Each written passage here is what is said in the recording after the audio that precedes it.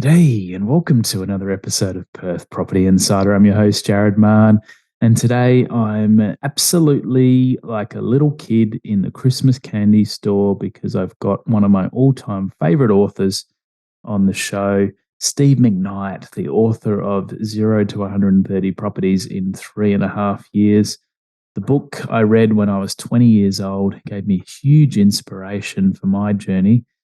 And today we've got him on chatting about what he's been up to for the last few decades, as well as his new book, Money Magnet: How to Attract and Keep a Fortune That Counts, which has been very much my focus of the podcast over the last few months. That inner game and mindset, which is far more important than the tactics and the how to. So couldn't be more aligned with Steve, and I'm sure it'll inspire you to pick up his book to read across your Christmas break, and it's going to be a great episode. So let's go inside. Welcome to Perth Property Insider, where you will learn how to grow your wealth and improve your life using Perth property. Our show is brought to you by Investors Edge Real Estate, the highly rated and award-winning property management specialists servicing the whole of Perth. Now, here is your host, Jared Mann. Hey, Steve. Welcome to Perth Property Insider. A huge honour to have you on the show. Been an inspiration for me since, I read your first book way back when, and I'm sure hundreds of thousands of Australian property investors feel the same. So really privileged to have you on. It's very kind, and hello to everyone listening in. So for those of you that don't know, and maybe for those of you that do, tell us a bit about your background and what got you into property investing, because it's always good to start at the beginning. Funny, I'm probably most well known for the number of properties I've bought, which isn't, I think, helpful in the grand scheme of things, because it takes the focus on off the outcome and onto the mechanism of how I achieve the outcome. So let's talk about the outcome, and then let's talk about the mechanism. The outcome is that I was in a job I didn't want to do, and I was looking for a way of getting out of it. And in simple terms, I needed to find income from other sources to replace the income I was earning from selling my time for money. In my case, I was working in accounting, good at it, didn't like doing it. And I looked at various different things, and I settled on positive cash flow real estate. The outcome, therefore, was control of my time. My outcome wasn't Ferraris, yachts, opulence, buying an aeroplane. My outcome was control of my time again. The mechanism, as I mentioned, was positive cash flow real estate. Now, then it became a question of how many properties would I have to buy in order to no longer have to work again. And it was a big number. Put your accountant's hat on and work that all out. Yeah, or logic. Yep. And the answer was we had to buy, when I say we, it was me and a business partner, Dave Bradley at the time. We had to buy, between the two of us, a total of 130 properties or thereabouts. And we got going and did it, and we achieved that goal in 3.5 years. So I've been theoretically financially free since I was 32. There've been, like the game Snakes and Ladders, there's been some snakes and there's been some ladders. But more or less, I haven't had to work in accounting since I was 32. So it's been a while now. I've just turned 50. So I've been financially free for 18 years on the back of the power of positive cash flow real estate. So you obviously did a lot, and reflecting back on it all, what were some of your key learnings and mistakes that you made? Because I'm sure some might stick out to you. Yeah, well, I mean, people probably sit there thinking, well, that's good for you, mate, but do you still need to buy 130 properties to be financially free today? Exactly. Yeah. And the answer is no.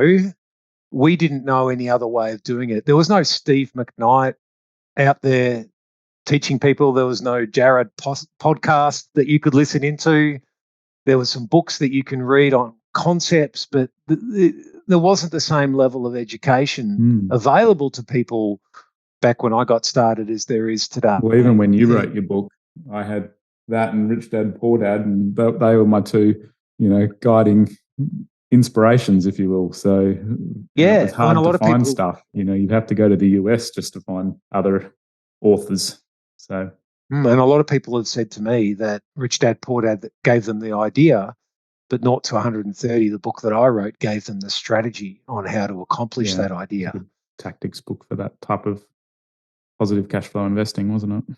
And I read Rich Dad Poor Dad, and that gave me part of the idea. But then I had to go and figure out how to do it myself, and perhaps that's why the book works, because I talk about what I did. But I talk about 0 to 130 these days as the sort of impossible mountain you think you can't climb, but you need to climb in order to get to where you want to go. I've just finished doing some hiking to raise some money for cancer research.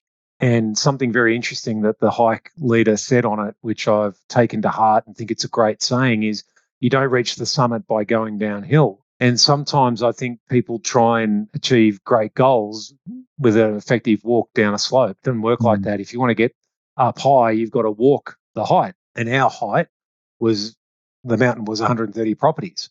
But for everyone else, it might be 2 or 3 or 4 properties debt-free, which will get you to the same outcome. I mean, I'm a guy who bought 130 properties, tended to trade up through them. And today, my property portfolio is 3 commercial properties plus a giant investment in my own fund that I manage. And that brings in $500,000 a year of net income. I mean, that's enough to live off. That's enough to be financially free for most people. It is enough for me.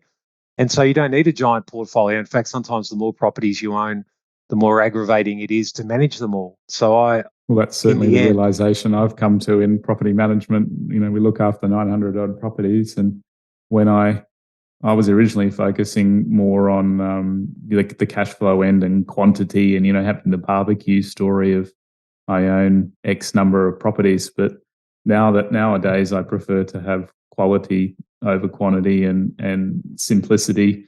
And if I've only got 4 or 5 tenants on high quality properties, then that is better by choice for me. But there's many paths to get to that outcome. And I love what you're saying, that don't get attached to the vehicle per se, but get clear on what that outcome is that you're trying to get to. And I'm with you. Why own 100 properties when you can own 3? I mean, you end up in the job of investing. Yes. And then the outcome becomes muddled because you swap your job you don't want to do for a job you do want to do. Yeah. But I'm here to tell you, sooner or later, you're not going to want to do that job either. Exactly. Yeah. And people do, put some of the more active strategies on a pedestal, such as development and renovation. But, how much of your time are you giving to those? And yes, it can help you chunk up money and get to that outcome too. But you shouldn't kid yourself that it's going to be passive. And maybe that's the uphill that you need to do if you want to do things quickly. Be careful that your investing doesn't become your ego and define who you are. Otherwise, you will struggle to leave it behind. I once heard it said that the smartest people paint pictures of others. If you paint yourself in your picture, it's very hard to get out of it. So if who you are is what you do, then who are you when you don't do it? Yeah. And for me, I was never the guy defined by 0 to 130 or the author or the property investor. I've always been the person that just wanted to get out of accounting and control my time. And look, other people might be able to do it through other mechanisms, whether it might be something that I don't understand, like cryptocurrency, or it might be shares or businesses. There's lots of ways to get to the outcome. It's just that real estate worked for me, and it worked for me because I played Monopoly as a kid. I understood it, and I like the tangible nature of real estate. To me, it's logical. The way the numbers work, the way the principles work, it's something that is a natural thing that I can understand. Makes sense to a lot of us, and yeah, exactly. We can see it, and you can add value to it if you want to as well, unlike a share that you buy. And well, earlier on today, I put an offer on a $5 million property, and so $5 million, that sounds like a lot, but it's like, well, 5 million, 50 million, 500 million, we're only talking about scale. The principle is the same, small as it is big. And that sounds a bit of a cliche, but it's true. Sometimes the smaller deals are more risky than the bigger deals, because the bigger deals tend to be more on principle and less on emotion. So this was a commercial property, and the rent was whatever it was divided by an 8.5% return that I wanted to get, and that gave an offer price of 5 mil. So it's like, all right, well, I know I'm going to pull an 8.5% return by this offer price. Let's make the offer. So what do you say to those that think, oh, well, it must have been easy for you, Steve, back in the day? house prices have gone up since, lending's a lot different. Is it they're sitting there wondering, is it still possible for them to find their way out to that outcome of financial freedom? I would never have said it was easy because everyone has their own challenges. Mm. I would have said it was fun and it was exciting and it was a hell of a lot better than accounting. Yeah. That propelled you forward then? Well, yeah, it became a bit of an adventure and it had its own momentum behind Mm. what we were doing. But again, I don't want to be defined by what I did Yeah. in the mechanism. I want to be defined on what I achieved in respect to an outcome. And to that, and to answer your question, I think what I'd say is that every generation and every investor faces their own challenges, and their ability to identify and overcome those challenges will determine whether they make no progress, a little bit of progress, or achieve their goals. And in mentoring programs that I've run in years past, we would talk about the difference between a must and a maybe. And a lot of people say that they want to achieve something, but it's not a must. Mm. It's I wish I could. Yeah. And in The Money first Magnet, my, challenge comes up and then that knocks them back, and you see them 5 years later and, oh, no, didn't move forward with that. Yeah, as you say, it wasn't a must to get through it. yeah, well, in the latest book, Money Magnet, that I've just written, I talk about this notion of compelling reasons. Yeah. And for instance, even though Money Magnet is a somewhat of a prequel to my real estate books, we can maybe talk about that a bit later. But We definitely will. the notion is that if you don't have a compelling reason to save, then you'll spend. So Mm. what's the secret to saving? The secret to saving is to create a compelling reason that's greater than the temptation of spending. So how do you achieve your real estate goals? Well, you have compelling reasons that push you forward. So when it's no longer fun, or you've made a little bit of progress and a little bit of success, and you're thinking, oh, don't really have to work as hard to get to the next level, to level up. Maybe I'll just have a rest here. That compelling reason's pushing you out of your comfort zone all the time. And the lack of a compelling reason is a reason for embracing a comfort zone. Mm. So if people are listening to this and they're thinking, geez, I've really lost my momentum, what I would say to them is, well, what's your compelling reason to keep making the effort? And you might think, Right. well, I don't have a compelling reason. Because as Brendan Nichols, a mentor of mine, says, the enemy of a great life is a good life, and things are good, so Mm. why bother? But the people that keep going have this compelling reason beyond doing nothing. And again, in the I've book, I found that talk. my reasons changed over time too, Tell because, us about that. well, when I was starting out, my compelling reason was that growing up, I didn't have a lot. So, we'd get secondhand clothes from the op shop, and I'd get a Vegemite sandwich for lunch each day when the other kids got money for the canteen. And, my dad wasn't around. So I thought if I could have money, then I could give my kids more and more of me, more of my time, and be there, as well as, choices to actually, enjoy life a bit more and not feel like it's so hard. But Mm. once you achieve that sort of base survival, and I'm sure we'll talk a bit more about this because I love how you've talked about it in your book. You start to then look up and think, well, is this all there is to life? I've got that base level covered, What's and next? that's where people can get comfortable too. Mm. And just getting back to, what I kind of was never going to rest at that, because it didn't fulfill me either. So I kind of then would look to my personal growth and continuing to grow myself and the others around me, and then I've also I continued to give back to a lot of causes, and I kind of look at it being a bit selfish, because the mentoring and stuff I do of teenagers, I walk out with the biggest buzz, and just seeing them transform over a 5-day camp hero, for instance, and that's the type of thing that keeps me coming back to doing those things. And Well, why so, don't we agree on saying that something of discomfort causes you to make the first step, but once that discomfort isn't there anymore, you need something to keep you going. yeah, And I think you and I share the similarity of growing up in a house where there wasn't much, and wanting more for our kids than maybe what we had for mhm. ourselves. But something that I've realized is that you can I know where you're going overcorrect with there, this. and you can end up with So, children who are dependent on you, like the Millionaire Next Door talks mm, about this yeah, economic outpatient care. where their lifestyle can't be supported without your welfare to them.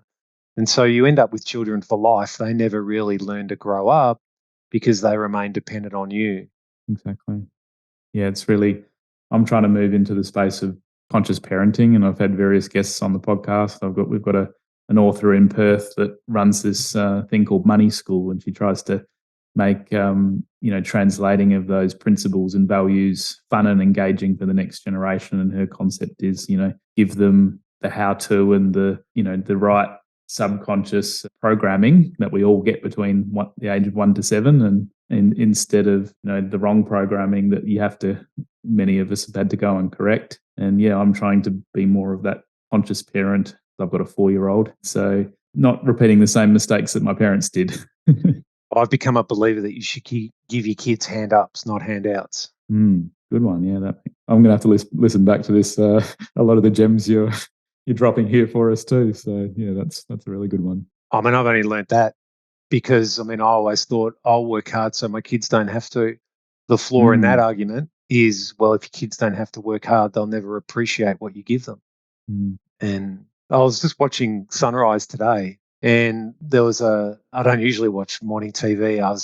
I got out of bed with a thumping headache today, and I was like, I'll just sit on the couch and watch the mind-numbing TV. That might help. And I was sitting on the couch, and a segment came on about teaching, what's the ideal first car for a new driver. Oh, yeah. And I thought, this will be interesting. My first car was a 1964 Cortina, and I was driving that in 1992. So it was a junk on wheels. And anyway, the segment starts, and they say, well, $30,000. That's the entry point to buy your child a car. I nearly fell off my couch. I was like, what? Who buys their kid a $30,000 brand new car as their first car? That's probably people, no doubt, but not me. We just bought co-bought our eldest daughter a car last year, and the deal we gave to her was that we would go halves with her up to $5,000. So she'd have to put in, if the car was 10, we'd put in 5. If the car was 12, we'd put in 5. And she'd have to put the rest in herself. She'd have to have some skin in the deal. And then came time to insurance, and she said, will you put the insurance in your name so that it's cheaper? And I said, absolutely not. You're making the way in the world now, and you want to drive the car, you have to pay for the insurance. It's on you. That comes back to that journey up the mountain, doesn't it? Like if you try to shortcut it for her. Well, we gave her a hand up in the sense of, we'll help you get into it. We also gave her a hand out in the sense of $5,000. But I think, the idea of paying $30,000 for your kid to have a new car, or worse, get a car loan to buy it, I think sets up an expectation that will be difficult to maintain through life. Make you a rod for yourself.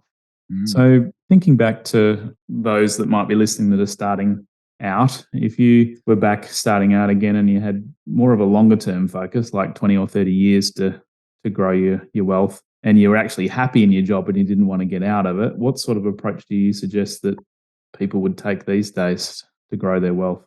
Is it? You got to be careful, because this is sort of bordering on that financial advice. Yeah, exactly. And I'm not licensed to give financial advice, so I can't give financial advice. But if we talked about it from an education, about principles. Yeah, principles or an education point of view. Exactly. Very difficult to buy the outcome today. It was very difficult to buy the outcome back in my time as well. But what I talk about in Money Magnet again is this principle of making, managing, and multiplying your money. So first step is to make money. There's only 2 ways to make money, Jared. The first way is you swap your time for money, and that's salary, business, etc., whatever it might be. And then the second way you can make money is deploy your capital. And it's interesting. My youngest daughter this week came to me and said, Dad, can you teach me? She's 17. Can you teach me how to invest? I thought, hello. This is an interesting conversation. I've been waiting for this day, I must say. And I sat down there and I said, look, really what I need to educate you about if you want to learn to invest is you need to know why you want to invest. Because investing is, again, the mechanism to an outcome. What outcome do you want to achieve? Do you want to get a lump sum of money that you can then spend buying something? Or do you want to get control of your time back? And she was like, I don't know. I don't know what I want. I just want to invest. I've got money and it's just sitting in the bank doing nothing. And I said, well, before you decide what, decide why. And I would say that to anyone, like the right investing path Depends on what you're trying to achieve. Mm. If we assume that your goal is to no longer have to work, choose to work if you want control of your time back, which is what I wanted, well, then the outcome you need is enough money coming in from your investments so you don't have to swap your time for money anymore. And the quickest way of being able to do that is to spend less than you earn to create a situation where you have a surplus and then deploy that surplus to make the most money in the quickest time for the least risk and the lowest aggravation. So what does that look like? Well, now we move from making money to multiplying my money, and that's about managing the money that comes in, and then you move on into multiplying your money, which is most money, quickest time, least risk, lowest aggravation. And what I would recommend people do today, and what I tell my kids when they ask is, well, invest for growth while you build your capital base, and then invest for income once you've got enough capital to redeploy it. Which makes a lot of sense.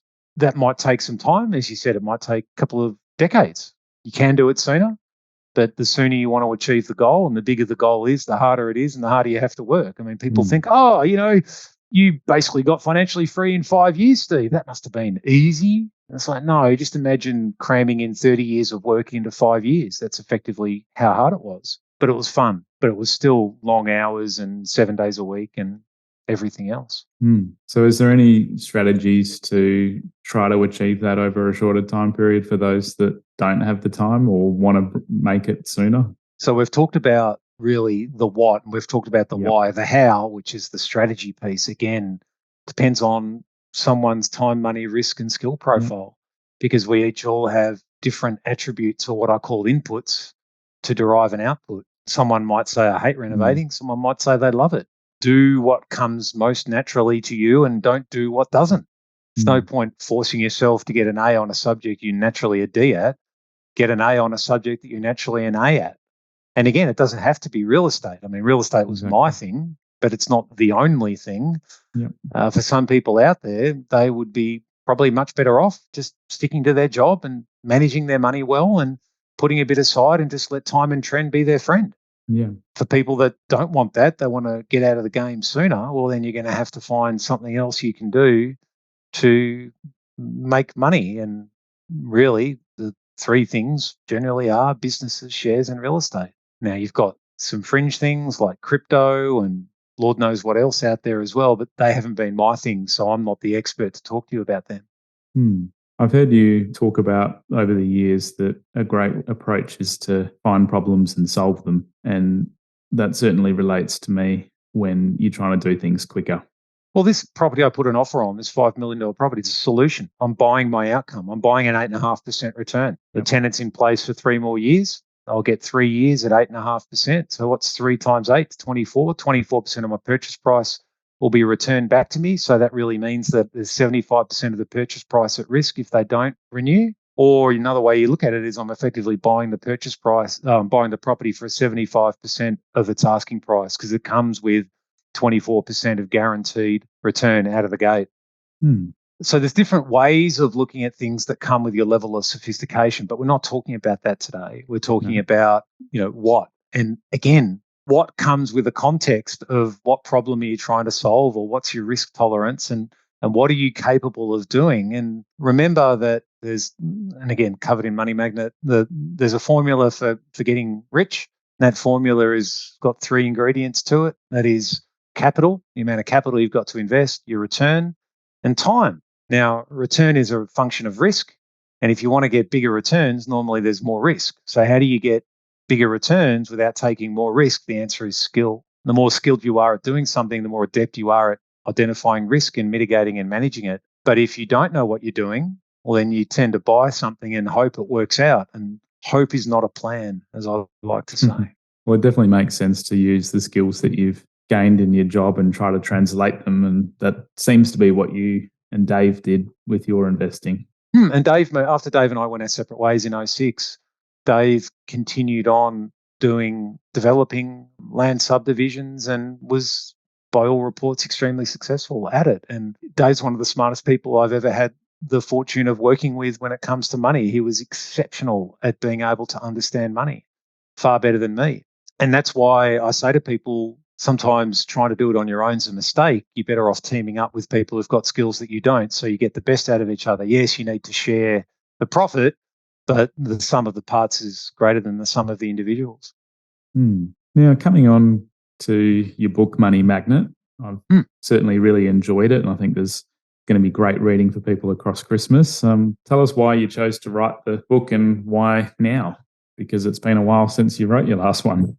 Yeah, it's interesting because before you hit record, we were just chatting to each other about introverts and extroverts, Right, and I was saying what an introvert I am, and the PR and everything that goes into the book is pushing me out of my comfort zone.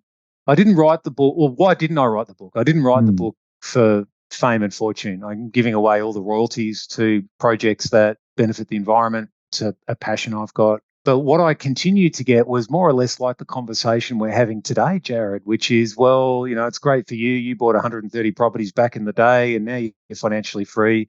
Bully for you. What about someone who's starting off today? What would you say to them? And the answer is don't worry about investing. Investing's what happens down the track. Before we get to investing, we've got the make and the manage pieces to master. And the reason I say that is because over the last couple of decades when I've been running seminars, a reasonably common occurrence was that people would turn up and say, I've got a money problem and I need to make some money. That's why I'm investing. And I said, well, all right, I'll teach you how to make money. But if you've got a problem, how will making more money solve that problem? Because I see it as well. It's like they've got a money crisis and they're trying to solve it by investing. So, well, I've got an alcohol problem. Let's solve it by consuming more alcohol. It's like, well, hang on a second. Let's talk about why you've got an alcohol problem, and let's fix that so that the money you make you're likely to keep. So the subtitle of the book is How to Attract and Keep, not in a sort of sit cross-legged kumbaya kind of way, but what are the strategies and mindset needed to attract wealth, i.e., make it and manage it, and how to attract and keep a fortune that counts. How do you multiply it? And it's an entendre. How do you make it matter? Because some people, the amount of money they've got's a scoreboard, more equals better. What I've found is that that's fine to a point. Then you start thinking, oh, there's got to be more to life than bigger bank accounts. And that's about deploying your money in areas of significance that give you more motivation to keep going. And one little subject I can talk about, which is reasonably close to my heart at the moment, is I'm funding a medical trial. My daughter popped her ACL skiing. Someone ran into her and just took her knee out and ruptured her ACL. And she lucked into a medical trial where instead of needing surgery, her ACL naturally reattached by using a different protocol, a bracing protocol. Well, they want this bracing protocol to become more mainstream. Of course, orthopedic surgeons have a vested interest against that because they make so much money out of stitching people's tendons back together. So I said, well, look, I'll throw six figures at it to fund the blind trial and the medical trial to try and help you get this more mainstream because I'm such a believer in it. And so when you've got money and resources, you can then do something with it. So as I like to say, $10 is $10 or $100 is $100, and it is what it is. What's the context of $100? Well, if you're sponsoring a child somewhere, $100 might be their food and education for that month. Or it's $100 to you, it buys you a dinner out. Like the way you use your money gives you a context for your money. And if you want your money to mean more and matter more, then give it a context which is more than you. Otherwise, your money will only ever be your context. And if your context is about comfort, then your money will buy comfort, will be comfort. But when you're dead, what kind of legacy does that leave? And the conversation in the book is like, well, all right, the first step is survival. You need to have enough to know that you've got enough. But once you've achieved that goal, then what?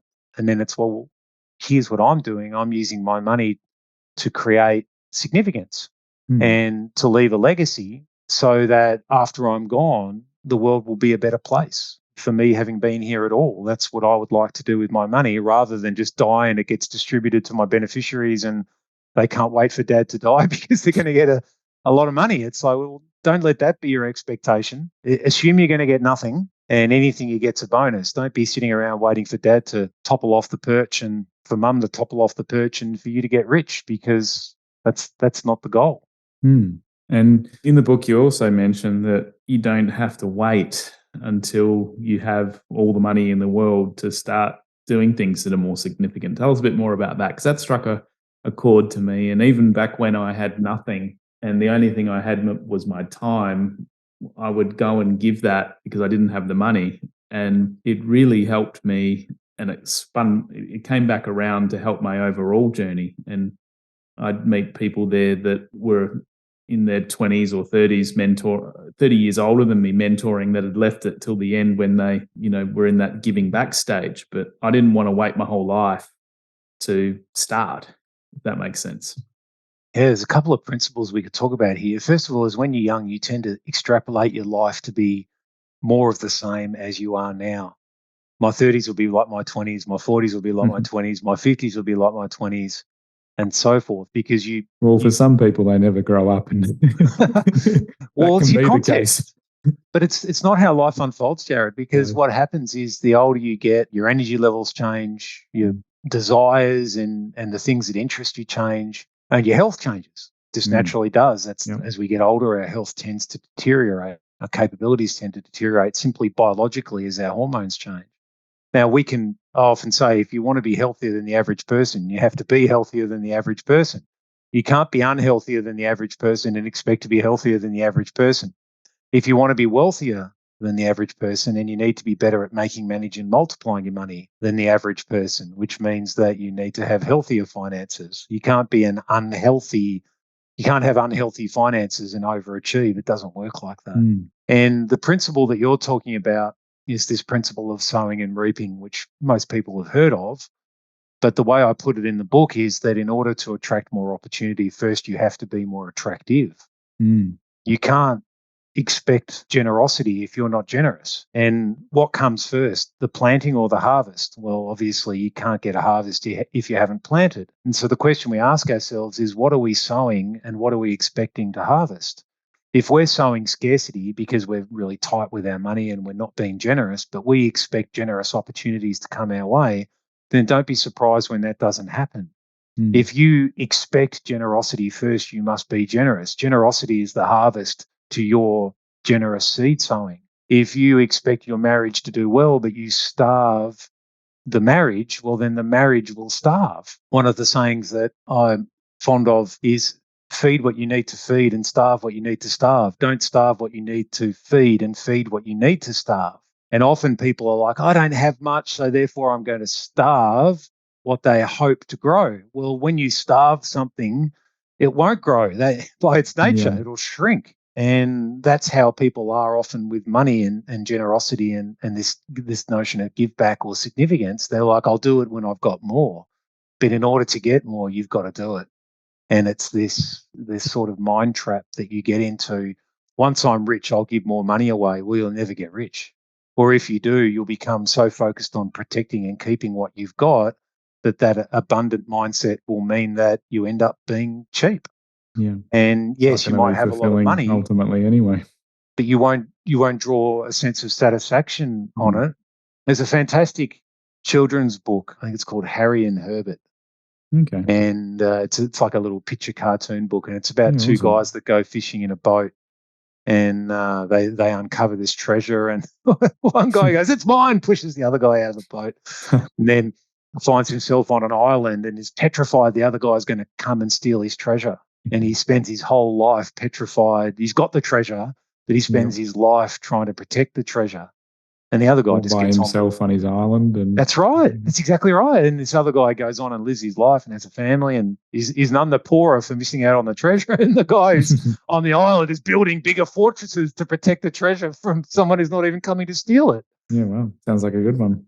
Harry and Henry. I'd have to go out to the bookshelf and get it. But it was a church sermon I sat in on once. Thought, geez, this has got a really good application in wealth creation as well. Yeah, I've just written it on my list. I'll find out what it's exactly called and pop it in the show notes as well. And yeah, I recommend reading it. I mean, it's not going to take you more than 10 minutes. Read it to my 4-year-old. Yeah, it'd be great. But remember, it's the application of the principle of how in your own life are you being stingy, expecting to also reap generosity.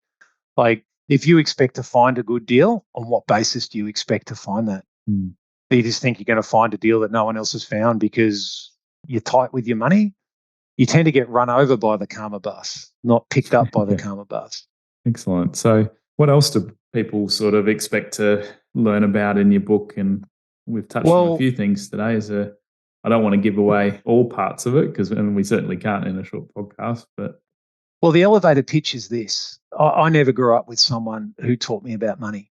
yeah, I didn't have a rich uncle so-and-so who would come in and say, do this or do that. I didn't have a grandparent or a mother or a father, even a brother or a sister, a teacher, no one.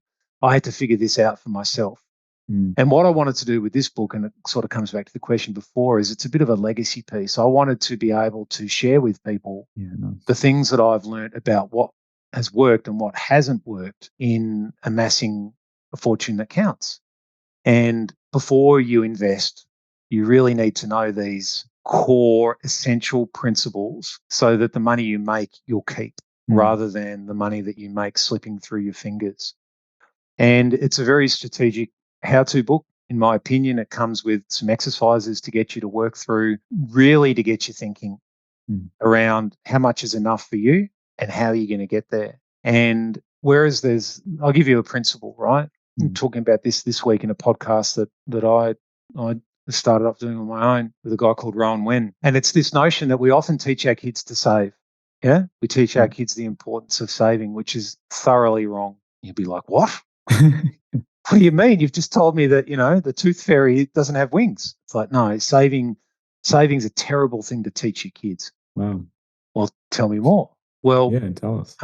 Yeah, because saving isn't the goal, because you'll never get rich by saving money. Savings are a store of wealth, not a source of wealth. How many people do you know who save their way to financial freedom, save their way to a fortune? None. But no one. But we tell our kids, you've got to save if you want to be rich. That's absolute bollocks. Now, most people save to do what? I'm saving up to spend. Usually. Spend.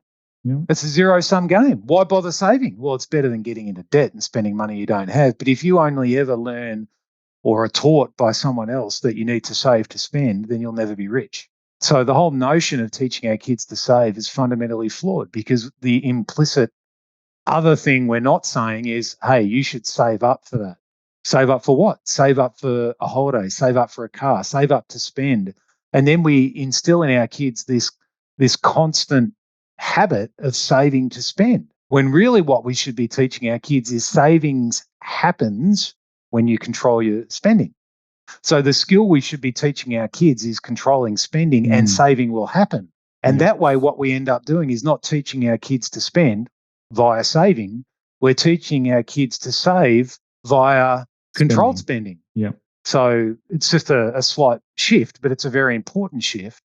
And then the second part is, well, okay, now you've got savings, what do you do with it? All right, now we need to teach how to invest.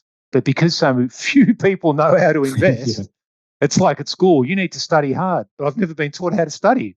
I don't care. Exactly. Study harder. Well, how? Well, I had to teach myself how to study in year 12 after I'd failed a lot of high school, just by sheer force of how do I do this? No one's taught me. And then I had to do the same with learning about money and my obsession. Same. Like how does all this work? And reprogramming my own mindset. So rather than having to figure it out for yourself, Money Magnet is the instruction manual written by someone who's financially successful about, don't think the way everyone thinks so you'll get what everyone else has got, which is often money problems and struggles. Here's a different way of thinking that will unlock a different outcome, which is financially empowered rather than disempowered. No, it's a perfect book for where I'm at and where I'm trying to take the podcast at the moment too, because you can speak tactics all day. You can win the lottery and divest yourself of it just as quickly as you've won. And if you're not ready for money, and you're not going to be able to keep it.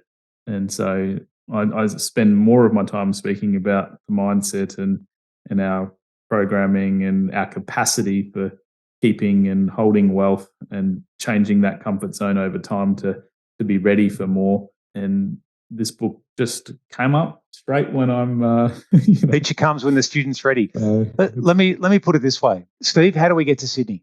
And I'm like, oh, well, let me ask you the first question is, why do you want to get to Sydney? Well, I've got family up in Sydney. I want to go and visit. All right, no worries.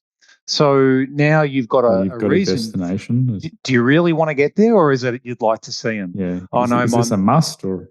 Yeah. A maybe, right? Oh, no, so-and-so's about to die. I've got to get there in the next week. Oh, okay. So Do you see how the why and the reason for the why provides the context? Because if you need to get from Perth to Sydney and you need to get there in a day, driving's not going to do it for you. You physically couldn't do it, right? So now the right thing for you is to get on an aeroplane. And the what and the how best determined by the why. And so if we sat here and said, what's better, a car or a plane? I mean, we could, some people are afraid of planes. And this is where so much education and podcasts and other things just go wrong. And I'm glad that we're on the same page with this. Well, that's why I get frustrated, because everyone's looking for the right how. And the answer is the how is variable. It all depends on, it depends. And, Steve, tell us about this property that you bought today so I can go and buy it. That's a property that's right for me where I am in life. It's not the right property for everyone. I mean, I got into financial freedom via positive cash flow property, but there are other strategies out there in real estate that can still achieve the same outcome. Exactly. But it was just right for me at that time. And you don't want to know what I've done. You want to know what I know. And the best way to know what I know is to read what I've written. Because, it's not positive cash flow is interesting and it's relevant for some people. But what I know about what I've learned along the journey is of interest to everyone who wants to emulate sort of what I've done. So when you get to the other side of financial freedom, and this is where I spend a lot of my time sort of thinking, because a lot of people just think, oh, yeah, you get there, you're on a perpetual beach for the rest of your life. Everything's, all days are great. I've seen it with people that retire as well. Like they lose their whole meaning for life. They many of them die within a short period of time. And that's because what they did defined who they are. Exactly. And when you don't do it anymore, what have you got to live for? And that's why I never want to be consumed by my investing. But the answer to that question is, how does life change when you become financially free? You have less things to worry about and you have more things to worry about. You have different things to worry about. Well, I do like how Robert Kiyosaki talks about the two problems, not having enough money and having too much money. Like, which problem do you prefer? But they are very real. Both are problems that... I would say that differently, although I see where Robert's coming from. Yeah. I would say the mindset and motivation to attract money is different to the mindset and motivation needed to keep and protect your money. And what can happen is that people at the start think differently to how they are. And instead of becoming about expansion, it becomes about protection. Yeah, okay. And that glass half full to glass half empty is a significant shift for many people as they get older, because they feel they have less time to fix up their mistakes. But I'll give you an example. Earlier on this year, I had a mole on my neck, which was just annoying because I was shaving and it was almost, right where on the edge of where I'd stop shaving. So I went to the doctor and the doctor referred me to a dermatologist. The dermatologist froze it off and did a check and then said, oh, look, we better take a biopsy of a funny looking mark. And it turned out to be melanoma. So does being financially free stop you from getting skin cancer? No. No, definitely not. Does being financially free stop you from having teenage daughters with teenage daughter problems? No. If there's a way to solve that and you work it out before mine get that old, I'd be happy to buy and read that book. Yeah. What I'm saying is that money doesn't shield you from health problems, and it doesn't shield you from family or relationship problems. So sometimes it can make both your health and your family situation worse, because you now have the ability, gout was a disease for rich people because of their diet. They could afford a diet that other people couldn't, and therefore it caused health problems. And sometimes families with money have bigger family problems because there become fights over money, and the kids become entitled and privileged, and spoiled children sometimes become spoiled adults, and that can be a problem. I like to say that money takes the character of the person whose hands it's in. And if that person is corrupt, then money will become corrupt. If that person is generous, then the money will become generous. If that person is fruitful, it'll be fruitful. If it's stingy, it'll stingy. And therefore, in order not to be hurt by money, and remember what the Bible says, that the love of money is the root of all evil. So it's not money. It's not the quantity of money you've got. It's your attitude and your heart towards money that's evil. So if you want to make sure that you aren't corrupted by money, then get the right heart from the beginning. Don't try and get the right heart later on, although that's possible if what you've tried fails and you're convicted by what hasn't worked. But yeah, I mean, one of the sayings I like to say is, let's not kid ourselves. Money buys business class, and business class is better than economy. So you get a more comfortable ride through life than might otherwise be the case, but you don't have any fewer problems necessarily. You just have different problems. And the Bible says, to whom much is given, much is required. And I think that's a point that I try and talk about in the book, this notion that if you've got something, it's beholden upon you to do something with it. There's so a that responsibility, you can draw some extra meaning and help some people from it. But for the grace of God, go you. Well, that's a pretty good place to end things on, I think, Steve. Yeah, well, thanks for the chance to have a chat. And I would really encourage people to go and grab a copy of Money Magnet. I mean, I've written it as a blessing for people to benefit from, but it's not going to be a benefit if you don't read it. So if you've enjoyed what we've spoken about today, then grab a hold of it and read it, and let's keep the conversation going. And of course, the proceeds go to helping you with part of your larger legacy that you're trying to leave in giving back to the environment. Maybe just spend a moment telling us about that project. Yeah, I'd love to. I mean, people can find out more by going to treechange.com. But in essence, what it is I went and bought 1,500 acres of cleared land, and I'm planting back a permanent native forest on it. So far, we've planted somewhere between 300,000 and 400,000 trees on it. Wow. And it's designed to be something that is there forever. So the trees aren't being chopped down to be turned into paper in 10 or 15 years or anything.